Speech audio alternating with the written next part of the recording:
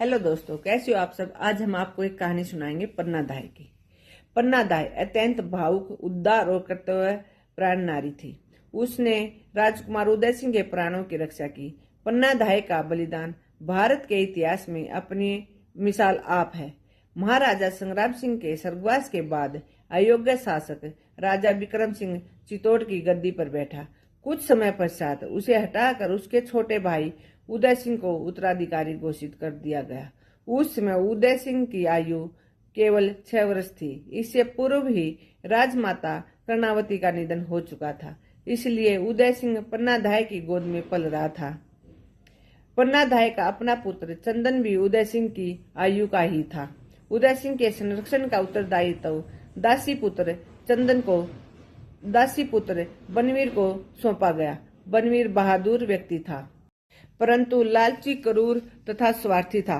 उसने सोचा कि उदय सिंह की हत्या कर राज्य को क्यों न हड़प लिया जाए, क्योंकि वह जानता था कि राज दरबार में उसका विरोध करने का कोई भी व्यक्ति साहस नहीं कर सकता।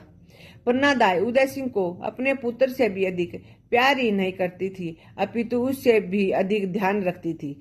पन्ना को जब बनवीर की योजना का पता चला तो वह बहुत चिंतित हुई। जिस रात बनवीर उदय सिंह की हत्या करना चाहता था, उसने अपने पुत्र चंदन को राजकुमार उदय सिंह के कपड़े पहनाकर उदय सिंह के स्थान पर सुला दिया। उदय सिंह को फलों की टोकरी में लिटाकर पत्तों से ढक दिया। इससे पूर्व उसने उदय सिंह को हल्का सा नशीला पदार्थ दूध में मिलाकर पिला दिया था, जिससे वह चुपचाप सोता रहा। पत्तों से ढकी टोकरी को उसने अपने विश्वास पात्र एक सेवक को सौंपकर बनवीर की योजना को बताते हुए उसने नदी तट पर प्रतीक्षा करने को कहा।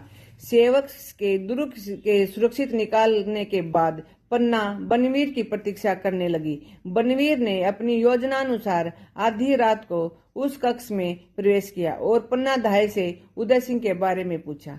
पन्ना ने उदय सिंह के स्थान पर सोए अपने पुत्र चंदन की ओर संकेत कर दिया। बनवीर ने तलवार के एक ही वार से पन्ना के पुत्र चंदन की हत्या कर दी।